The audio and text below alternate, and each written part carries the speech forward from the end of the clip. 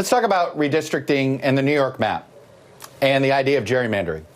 The Democratic Party in general is against gerrymandering. H.R. 1 would like to see gerrymandering put to an end.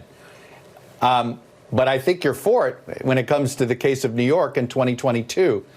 Try to square that circle for me. Yeah, it's pretty easy. We won the House races in 2020 by 4.7 million votes, and we lost 12, 13 seats in the House. So you tell me how the House of Representatives that represents the population, one side wins the majority vote and loses seats. If the House doesn't reflect the majority will, what the heck is it? So that tells you what kind of map we're dealing with right now. So we can argue for fair districts and pick up Democratic seats because the Republicans have gerrymandered it all to hell over the last couple of cycles. And this time, in the courts and in the legislatures, we are making the case, and in New York, that communities of interest, what the law allows in New York, it means that New York, which has been voting overwhelmingly Democratic in recent elections, should have representatives in the House that reflect that. We'll do it straight. But why are we losing seats in the House? You don't accept that you're gerrymandering? You don't accept that you're gerrymandering in New York? You don't accept that premise? You tell me why if we win a majority of the votes in these elections, why are we losing seats? And what I'm telling you is that you can have Democratic improvements in these districts and have fair maps. Those things go hand in hand. Mm-hmm.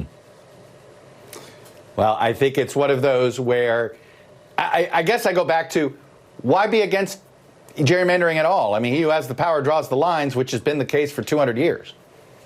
Well, I mean, this is true in a bunch of areas, Chuck, and you know this. We would reform campaign finance reform. We'd get the dark money out of politics. We'd do absolutely nonpartisan redistricting in every state in the country. We shouldn't do it just where Democrats are strong, though. We should do it where Republicans are strong.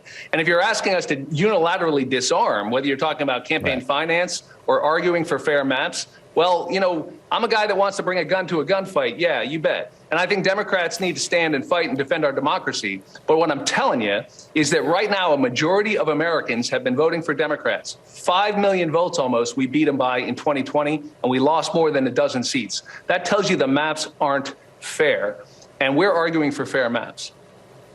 Well, I think when it comes to money and redistricting, your philosophy is probably right, which is if you start at mutual assured destruction, maybe then people will want to come to the table and de-escalate.